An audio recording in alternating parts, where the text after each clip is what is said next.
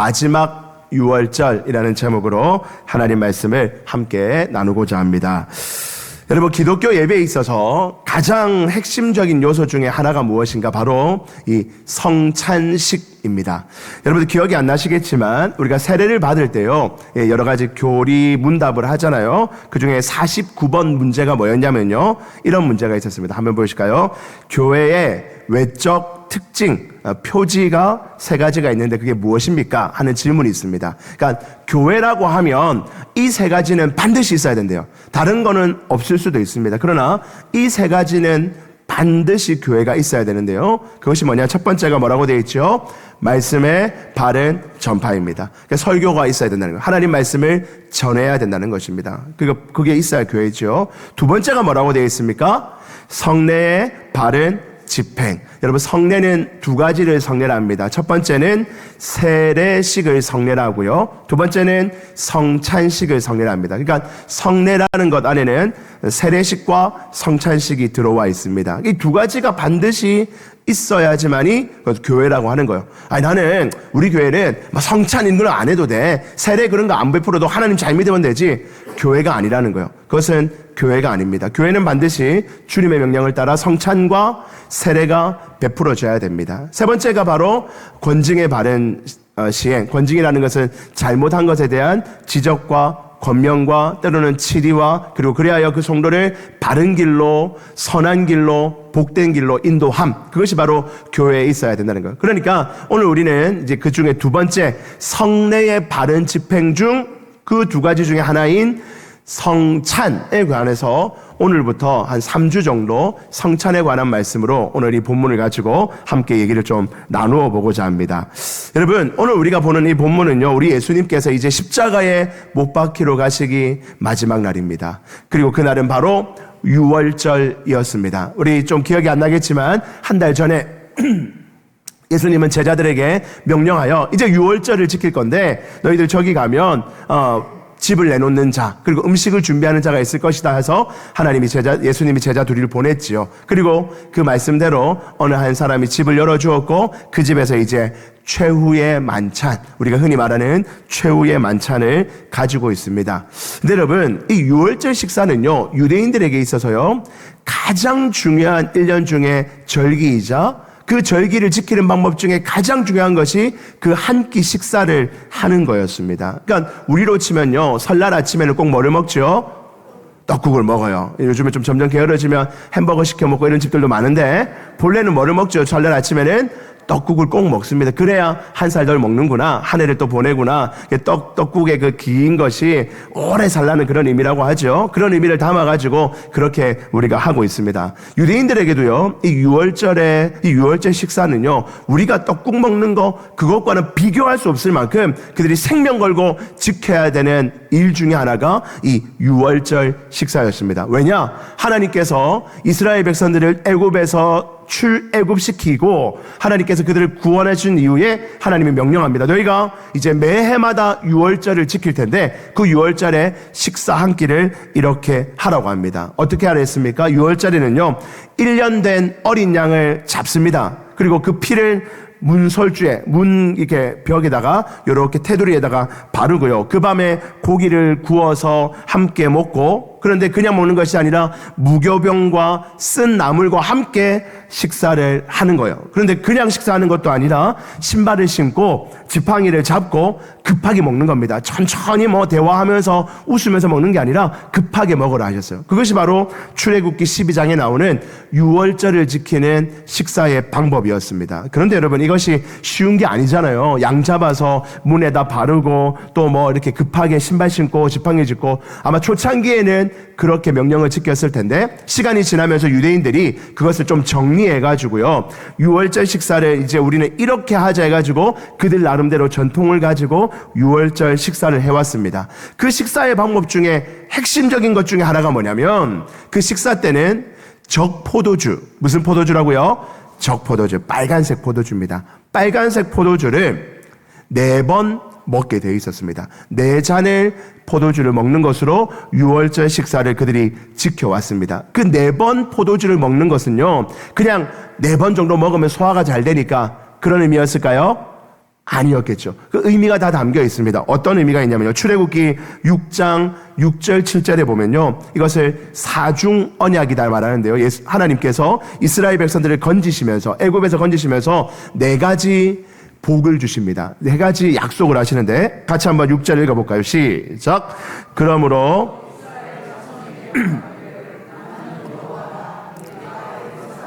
무거운 짐 밑에서 너희를 첫 번째, 너희를 애굽 사람의 무거운 짐에서 너희를 어떻게 했다고요? 빼낸다. 그 빼낸 것에, 우리를 저 세상에 있는 애굽의 속박으로부터 우리를 빼냈다는 것에 감사하며 잔을 한 잔 마시는 겁니다. 두 번째는요, 그들의 시작, 그들의 노역에서 너희를 건지며, 그 속박된 노역에서, 그 고통과 아픔과 힘듦에서 우리를 건져내어 주셨다는 것에 감사하며 또 포도주를 한 잔 마십니다. 그리고요, 그 다음은요, 편팔과 여러 큰 심판들로서 너희를 뭐 했다고요? 속량. 이 속량이라는 말은 우리 또 다른 말로 하면 대속. 우리가 감옥에 가고 우리가 심판을 받고 우리가 죄값을 치러야 되는데 그런 우리를 대신하여 돈을 내고 우리를 건져왔다. 요즘으로 말하면 보석금을 내고 우리를 빼냈다. 뭐 그런 의미가 되어 있겠죠. 그런 속량해 주신 것, 우리의 죄에서부터 우리를 건져내 주신 것에 감사하며 몇 번째 잔이죠? 세 번째 잔을 딱 마십니다. 그리고 마지막 7절에 같이 한번 읽읍시다. 시작. 너희를 내 백성으로 삼고 나는 너희의 하나님이 되리니 짐 밑에서 알리라. 여러분 7절에 보니까 맨 앞에 내가 너희를 내 백성으로 삼았다 했죠. 내 백성으로 삼은 것에 대해서 감사하며 또 마지막 잔을 한 잔 딱 마신다는 거예요. 총 몇 잔을 마셨다고요? 4잔의 포도주를 마셨다는 것입니다.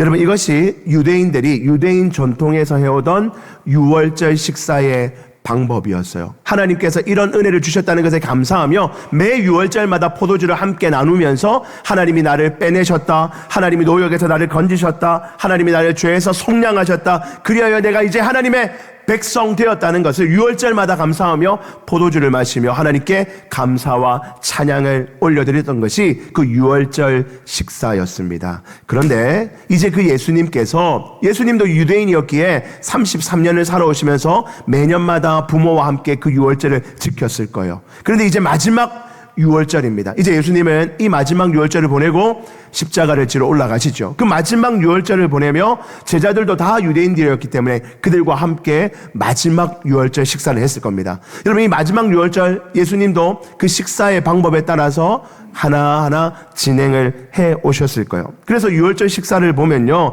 유대인들은 보통 어떻게 하냐면요, 먼저 딱 집에 들어오면 손을 딱 씻습니다. 손을 깨끗하게 씻고 바로 첫 번째 잔을 한 잔 딱 마십니다. 그러면서 하나님 유월절 주신 것에 감사합니다며 감사 기도를 시작합니다. 그리고 나서 채소와 쓴 나물을 양념에 찍어서 이렇게 먹어요. 먹으면서 유월절 찬양을 부릅니다. 시편 113편, 114편 그런 것이 유월절 찬양이거든요. 그 찬양을 부르면서 이제 유월절 식사가 시작되었습니다 하고 첫 식사를 시작합니다. 그리고 나서 두 번째 잔을 또 딱 마십니다. 마신 후에 본 식사, 바로 어린 양 고기를, 그때 두 번째 잔을 마시고 난 그 다음에 어린 양 고기를 먹습니다. 이때 무교병도 같이 해서 먹게 되죠. 그리고 고기를 좀 먹고 무교병을 먹고 난 다음에 세 번째 잔, 이 세 번째 잔을 우리 흔히 축복의 잔이라고 부르는데요. 이 축복의 잔을 함께 또 세 번째 잔을 딱 마십니다.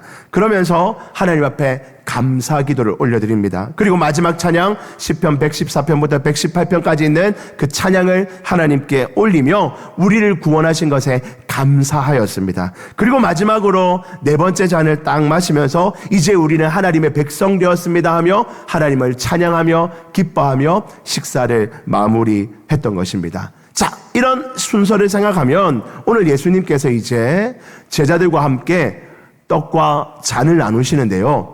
예수님이 먹는 떡과 잔, 그것이 과연 어떤 의미이고 어떤 순서에 맞춰서 했는지를 함께 보도록 하겠습니다. 26절로 가보시죠. 26절에 보시면 죄인을 위해서 우리 예수님이 부서지실 예수님의 몸을 기념하는 식사를 이제 하십니다. 죄인을 위해서 자신의 몸이 부서질 것을 기념하며 우리 예수님이 식사를 하시는데요. 26절, 22절 같이 한번 읽어봅시다. 22절 시작. 그들이 먹을 때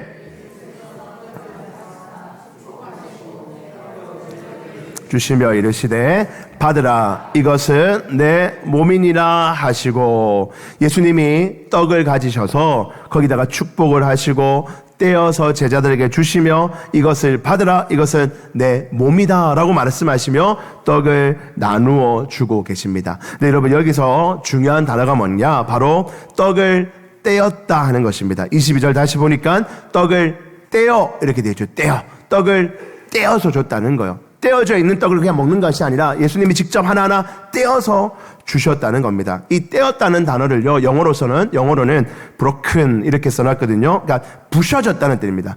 쪼개졌다는 거예요. 이 떡이 하나로 되어 있던 떡을 하나씩 쪼개가지고 부셔가지고 하나하나 줬다는 것입니다. 여러분, 이 떡을 떼었다는 것은 어떤 의미가 담겨 있습니까? 출애굽 당시에 이스라엘의 그 뼈아픈 고통과 아픔을 상징하는 행동입니다. 우리가 뭔가를 쪼개진다, 부셔진다 하는 것은 아픈 거잖아요. 떡이 쪼개졌다 이 말은요, 이스라엘 백성들이 큰 고통과 아픔 가운데 삶이 쪼개졌다는 것을 의미하는 표현입니다. 그런데 예수님은 이 떡을 떼는 행동을 통해 자신의 몸이, 우리 예수님의 몸이 이제 이 이스라엘 백성들, 고통당하고 아픔 가운데 죄의 굴레 속에서 영원히 살아가고 있는 이스라엘 백성들을 위하여, 이 온 민족을 위하여, 온 인류를 위하여 자신의 몸을 마치 떡이 쪼개지는 것처럼, 떡이 부셔지는 것처럼 자신의 몸을 떼어서 우리에게 나누어 주었다는 것입니다. 유월절 어린 양이요, 얼마나 쪼개집니까? 칼로 잘리고 각을 뜨고 불에 태워져 먹지요. 마치 우리 예수님의 몸이 그 어린 양이 쪼개지고 부셔지는 것처럼 부셔져서 우리를 위하여 주어지게 되었다는 것입니다. 그러니까 이스라엘 백성들을 위해서 유월절 희생양이 있었듯이, 구약시대에 이스라엘 백성들의 죄를 용서하기 위해서 구약에 그 어린 양 희생양이 있었던 것처럼, 이제는 우리 예수님이 그 자신이 유월절 어린 양이 직접 되어주셔서 우리에게 자신의 몸을 뜯어서 우리에게 지금 나누어 주고 있다는 것입니다. 그리고 이 떡을 통해서 예수님을 받아들이는 자는 그 죄와 사망의 권세에서 건져낼 것임을 말씀하고 있는 것입니다. 여러분, 우리 예수님은 자신의 몸을 떼어 우리에게 주셨다는 사실을 잊지 마시기를 주의 이름으로 축복합니다. 자, 이렇게 먼저 떡을 뗀 이후에 그 다음에는 뭐를 합니까? 그 다음 23절로 넘어가시죠.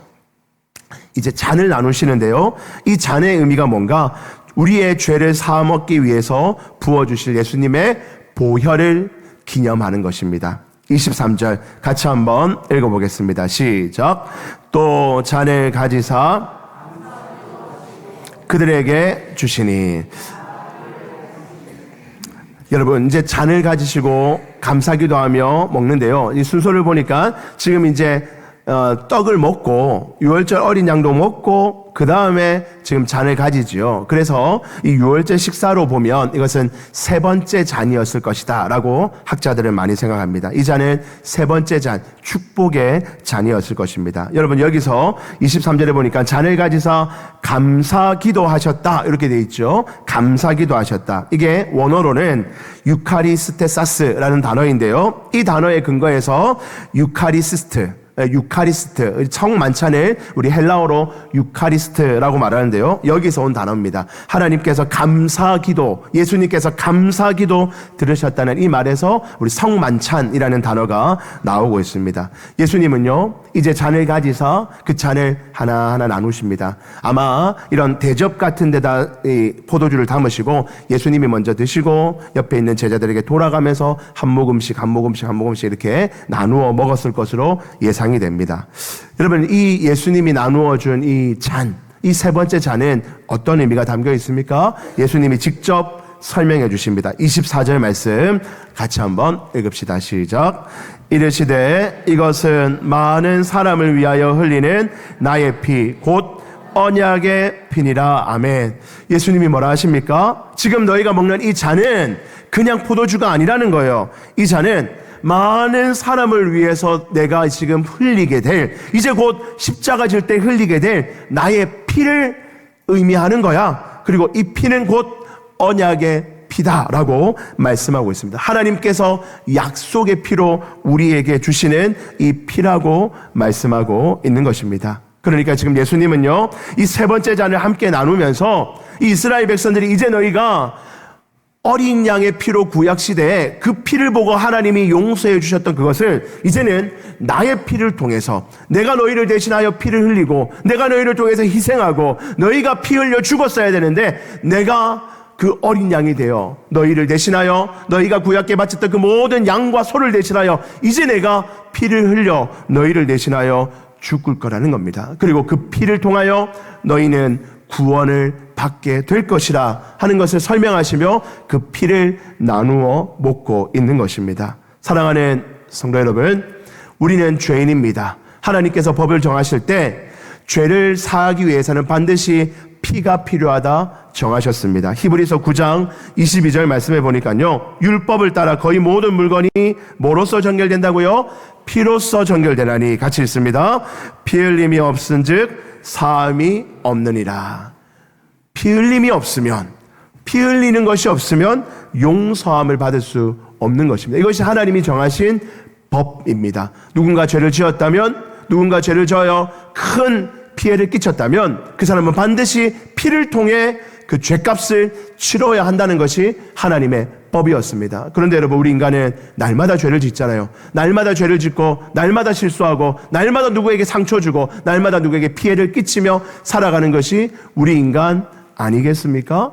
최근에 무슨 그 환경 이런 다큐를 제가 보는데요, 우리가 매일마다 쓰는 그 수많은 생수 플라스틱들, 그 생수 플라스틱들을 우리가 매일마다 먹고 쓰는데요, 그것으로 말미암아 또 수많은 나라들은요, 그 플라스틱에서 나오는 탄소로 말미암아 물 부족이 되어서 지금 물을 먹지 못하는 수많은 민족들이 얼마나 많이 생기는가 하는 것을 보았습니다.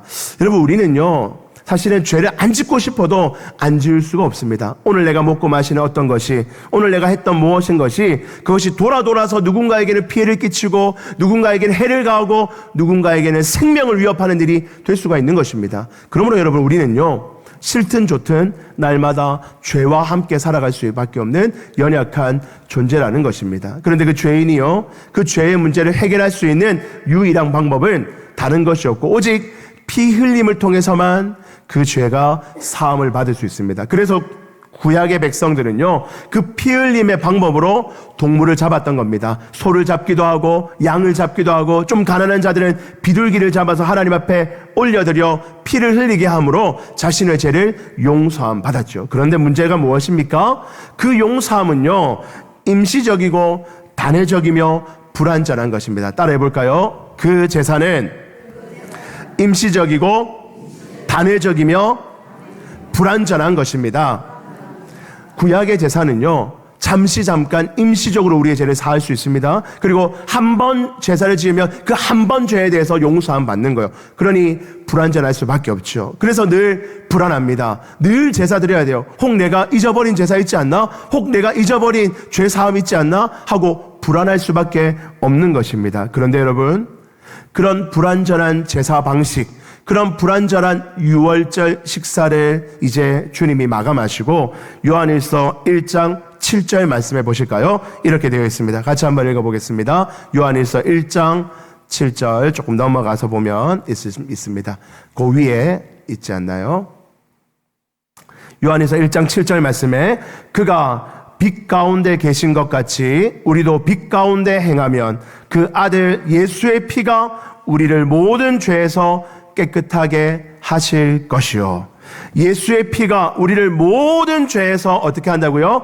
깨끗하게 하신다는 것입니다. 그래서 예수의 피는요, 단회적이고 임시적이며 불완전한 것이 아니라 그 예수님의 보혈로 말미암아 영원하고 완전하며 모든 것들을 살 수 있는 것이 바로 예수님의 보혈이었다는 것입니다. 그래서 예수님의 보혈은요, 새 언약의 피라고 말합니다. 예수님의 보혈은요, 새로운 언약의 피라는 거예요. 고린도전서 11장 25절로 가시면요, 고린도전서 11장 25절 같이 한번 읽어보겠습니다. 시작. 식후에 또한 그와 같이 잔을 가지시고 이르시되 이 잔은 내 피로 세운 새 언약이니 이것을 행하여 마실 때마다 나를 기념하라 하셨으니. 여러분, 새 언약은 무엇입니까? 옛 언약은 우리가 죄를 지으면 우리가 그 죄값을 치러야 되는데 동물을 잡아서 용서함을 받는 것은 한 번 단회적인 것이었고 불완전한 것이었고 그럼에도 불구하고 다른 방법이 없으니 끊임없이 제사 지내는 것밖에 없었습니다. 그것이 바로 옛 언약이었어요. 그런데 이제 주님의 피로 말미암아 세워질 이 새 언약은요, 매번 제사를 통해서 매번 동물 들여서 우리의 모든 죄를 하나하나 속하는 것이 아니라 우리가 짓고 있는 모든 죄, 앞으로 지을 모든 죄, 과거에 지었던 모든 죄를 그 주님의 보혈로 한 번에 씻음받아 그 죄를 씻음받은 자는 영원히 하나님의 백성 되게 하는 약속이 바로 이 새 언약이라는 법이라는 것입니다. 이 법은요, 구약의 선지자들이 이미 벌써 말씀한 법입니다. 예레미야서 31장 31절 34절 보면요, 31절에 여호와의 말씀이라. 보라, 날이 이르리니 내가 이스라엘 집과 유다 집에 무엇을 맺겠다고요? 새 언약을 맺으리라. 새로운 언약을 맺을 것인데 그것이 무엇인가? 32절. 이 언약은 내가 그들의 조상들의 손을 잡고 애굽 땅에서 인도하여 내던 날과 맺은 것과 같지 아니할 것을. 그러니까 이전의 언약과는 같지 않다는 거예요. 이전에 모세가 줬던 그 언약과는 다른 거라는 겁니다. 제사 지내서 용서함 받는 거라는 다른 거라는 거예요. 내가 그들의 남편이 되었어도 그들이 내 언약을 깨뜨렸습니다. 여호와의 말씀이니라.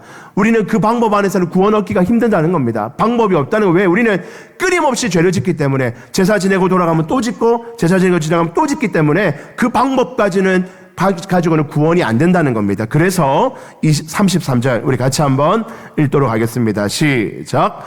그러나 그날 후에 내가 이스라엘 집과 맺을 언약은 이러하니 곧 내가 나의 법을 그들의 속에 두며 그들의 마음에 기록하여 나는 그들의 하나님이 되고 그들은 내 백성이 될 것이라.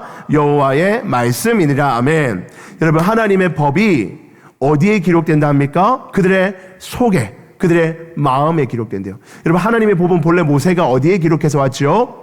돌판에 기록해 왔죠. 십계명을 돌판에 기록했잖아요. 그리고 그 돌판에 있는 법을 지키며 살아왔습니다. 그런데 이 새 언약의 법은요, 돌판이 아니라는 거예요. 깨어질 돌판, 없어질 돌판, 잃어버릴 수 있는 돌판이 아니라 어디에 우리에 세워준다고요? 우리의 속에, 영혼과 마음에 그 법이 새겨진다는 거예요. 그리고 이것은 내가 지우고 싶어도 지울 수가 없는 거예요. 여러분들 마음 안에 새겨진 거를 우리 힘으로 어떻게 지웁니까? 방법이 없죠. 하나님이 우리에게 그 법을 새겨주셨다는 거예요.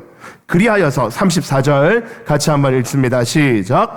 그들이 다시는 각기 이웃과 형제를 가리켜 이르기를 이는 작은 자로부터 큰 자까지 다 나를 알기 때문이라. 내가 그들의 악행을 사하고 다시는 그 죄를 기억하지 아니하리라. 여호와의 말씀이니라. 아멘. 다시는 그 죄를 기억하지 않겠다.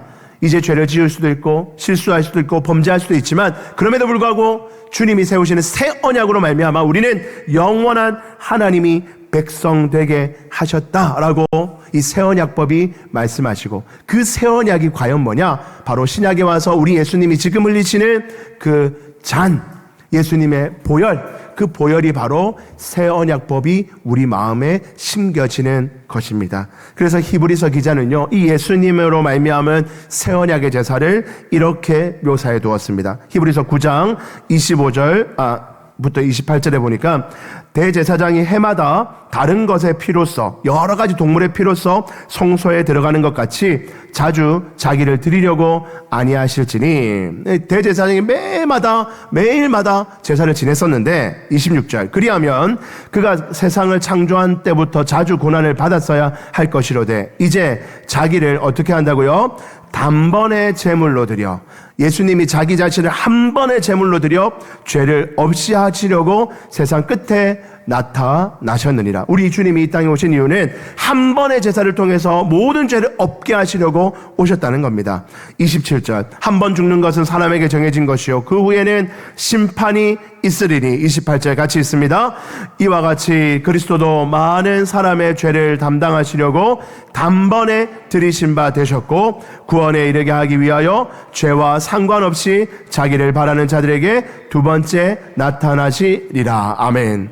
주님의 죽으심은 단번, 한 번, 그 유용한 한 번의 주님의 죽으심으로 말미암아 이제 우리는 매번 짐승을 잡거나 매번 제사를 드려 우리의 죄를 사함 받는 것이 아니라 예수 그리스도의 그 보혈을 믿고 그 예수 그리스도가 나의 주인인 것을 고백하며 그 예수님을 나의 주님으로 고백하는 자에게는 그 한 번의 제사로 말미암아 우리의 죄가 사함 받고 용서함 받아 이제 하나님의 백성 되었다, 속량되었다는 것을 주님이 선포하고 계신 것입니다. 자, 그래서 이제 예수님은 자신의 몸과 피를 기념하는 이 떡과 잔을 마시고 모든 유월절 식사를 마친 이후에 이렇게 말씀하며 마무리합니다. 25절 말씀 같이 한번 읽어보겠습니다. 시작. 진실로 너희에게 이르노니 난 것을 하나님 나라에서 새 것으로 마시는 날까지 다시 마시지 아니하리라 하시니라. 아멘. 여러분, 이 말씀이 무슨 말입니까? 포도나무에서 난 포도주를 하나님 나라에서 새 것으로 마시는 그 날까지 다시는 마시지 않겠다. 이 말은 유대인들이 지금까지 매해 유월절마다 4잔씩 1잔, 2잔, 3잔, 4잔 마시며 자신의 구원받음을 감사하고 찬양했던 그 유월절 예절 식사를요 이제 끝냈다는 거예요. 그 방식은 이제 안 해도 된다는 거예요. 하루에 4잔씩 1년마다 4잔씩 안 마셔도 된다는 겁니다. 우리도 그거 안 해도 된다는 거예요. 주님이 다시 오시는 그날에 우리가 하나님 나라에 가서 마지막으로 영원한 주님의 잔을 마실 그날이 올 터인데 그날에 우리는 완전한 몸으로 부활하여 주님과 함께 포도주를 마시는 날이 올 것이라는 겁니다. 오늘 이 말씀의 25절의 결론이 무엇입니까? 이제 마지막 유월절이라는 거예요. 그 유월절 행사로 우리가 구원함을 보장하지 않는다는 거예요. 이제 그것을 보장하는 것이 아니라 그 마지막 식사에서 예수님이 함께 나누셨던 그 주님의 보혈, 그 주님의 피, 그것을 우리가 기억하고 기념하면 되는 것이지 이제 유월절 유대인들이 마셨던 그 포도주를 이제 우리는 마시지 않는다는 의미입니다. 우리는 이제 주님의 그 보혈로 말미암아 한 번에 죽으신 그 주님의 보혈로 말미암아 이제 우리가 구원받았고 그 구원은 절대로 취소됨이 없고 영원히 우리의 죄가 사함받았다는 것을 오늘 말씀을 통해서 우리는 깨닫게 되며 이제 우리는요 유월절 식사를 통해서 포도주를 마시는 것이 아니라 주님의 그 보혈을 기념하며 주님이 우리에게 명령하신 그 주님의 보혈을 기억하고 기념하며 그 보혈의 은혜를 나누며 성만찬, 성찬식을 통해서 그 은혜를 나누는 믿음의 백성들이 되었다는 것입니다. 사랑하는 성도 여러분, 이제 우리는 새 언약의 백성들입니다. 구약의 율법에 따라서 유월절 포도주를 때마다 마시며 그 짐승을 때마다 잡으며 우리의 죄를 용서함 받는 것이 아니라 예수 그리스도의 보혈로 말미암아 우리가 완전히 구원함 받은 믿음의 백성인 줄 믿으시기를 주의 이름으로 축복합니다. 자, 이제 이 말씀을 통해서 우리는 2가지 정도로 짧게 교훈하고 말씀을 정리하고자 합니다. 첫 번째입니다. 우리 같이 한번 읽어보겠습니다. 시작. 성찬은 예수의 죽음을 기억하는 것입니다. 아멘. 여러분, 성찬은 무엇이라고요? 예수님의 죽음을 기억하는 것이요. 성찬을 할 때마다 주님의 죽으심을 우리는 기억해야 됩니다. 오늘 이 유월절 만찬을 통해서 주님이 보여주신 것은 예수님의 그 몸이 우리를 위하여 부셔지셨다, 죽어주셨다는 것이고 그 죽기 위하여 온 피를 다 흘려주셨다 하는 것이 그 의미였습니다. 성찬은요, 그것을 기억하고 기념하며 되새기며 주님이 나를 대신하여 죽으셨다는 사실을 늘 기억하는 것이 바로 성찬의 의미입니다. 그래서 여러분들, 개혁교회들은요, 네덜란드의 교회나 독일의 개혁교회들은요, 매주일 성찬을 합니다. 매주일 성찬하는 것을 권장합니다. 그러나 우리 성찬 한번 하면 시간이 많이 걸리잖아요. 그래서 우리 이제 일반 교회들은 1년에 4번 하는 교회, 6번 하는 교회, 우리 교회는 2번만 하죠. 횟수가 중요한 것이 아니라 성찬을 통해서 우리가 반드시 기억해야 될 첫 번째 요소는요, 주님이 나를 위하여 죽어주셨다는 사실을 이 성찬을 통해서 날마다 마음 깊이 기억하고 기념하며 그 주님의 죽으심에 감사하고 겸손히 주님 앞에 나아가는 것, 그것이 바로 우리가 해야 될 모습인 줄 믿습니다. 사랑하는 성도 여러분, 우리가 왜 이 땅을 살아갈 수 있습니까? 어디에서 우리의 소망이 있습니까? 예수의 죽음을 생각하며 우리에게 소망이 있는 줄 믿습니다. 우리의 예수님의 죽음이 나에게 적용되었고 그 예수의 죽음으로 말미암아 내 죄가 사함받아 이제 내가 생명의 삶을 살 수 있다는 사실을 기억하시는 여러분들 되기를 주의 이름으로 축복합니다. 그래서 여러분들 두 번째 적용으로 넘어가면요, 이렇게 적용할 수 있습니다. 우리 같이 한번 읽어보겠습니다. 시작. 예수의 죽음 그리고 나의 죽음이 신앙의 출발입니다. 여러분, 우리의 신앙을 한다는 것은 무엇입니까? 예수님의 죽음, 그리고 그 죽음을 받아들인 내가 이제는 나도 그 죽음 앞에 죽은 자라는 사실을 기억하는 것에서부터 우리의 신앙이 출발하게 되는 것입니다. 여러분, 예수 그리스도를 믿는다는 것은요, 이제 내가 죽었다는 것을 고백하는 것입니다. 매번 성찬을 통해서 나는 죽었고 주님이 대신 사시는 거다. 주님의 삶을 내가 대신 살고 있다는 것을 고백하는 거예요. 갈라디아서 2장 20절, 우리가 너무나 잘 아는 말씀 이렇게 되어 있죠. 같이 한번 읽어볼까요? 시작.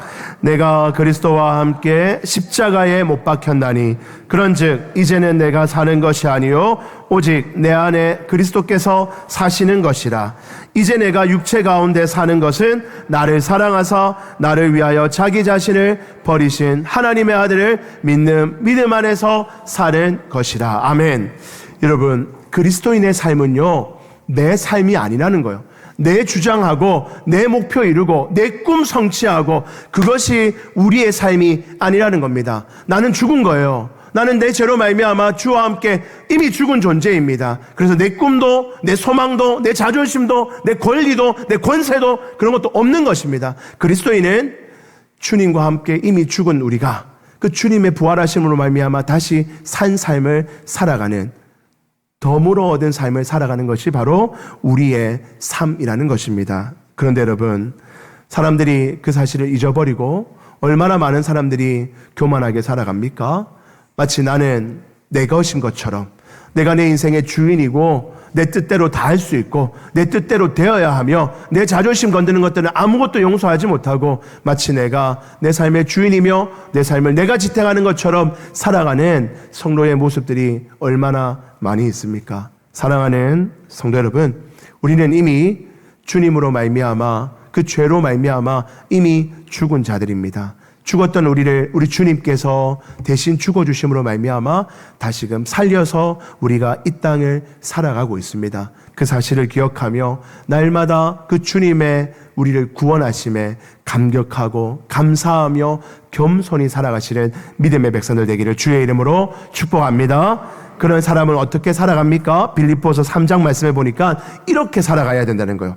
내가 그리스도와 그 부활의 권능과 그 고난의 참여함을 알고자 하여 그의 죽으심을 본받아서 어떻게 해서든지 죽은 자 가운데서 부활에 이르려고 하나니, 우리는 주님의 그 죽으심을 본받아서 그 주님처럼 죽기를 사모하며 살아가야 된다는 거예요. 그런데 그 삶이 어떤 것인가? 12절과 14절 말씀에 우리 같이 한번 읽어봅니다. 시작.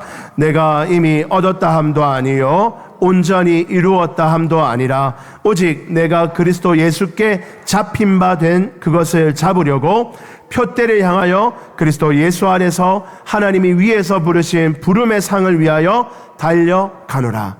우리가 살아가는 의미가 무엇입니까? 살아가는 길과 방식이 무엇인가요? 주님이 우리를 딱 붙들어 두셨다는 것, 하나님의 자녀를 우리를 꽉 잡으셨다는 겁니다. 이것은 이제 취소되지 않습니다. 새 언약으로 우리는 하나님의 자녀로 꽉 붙들림 받았어요. 그런 자들은 내 욕심에 따라 내 목표 이루기 위하여, 내 뜻 이루기 위하여 살아가는 인생이 아니라 주님이 가라 하시는 그 길을, 그 표대를 향하여 부르심의 상을 위하여 최선을 다하여 매일의 삶을 살아가는 것, 그것이 바로 하나님의 자녀된 삶의 방식이라는 것입니다.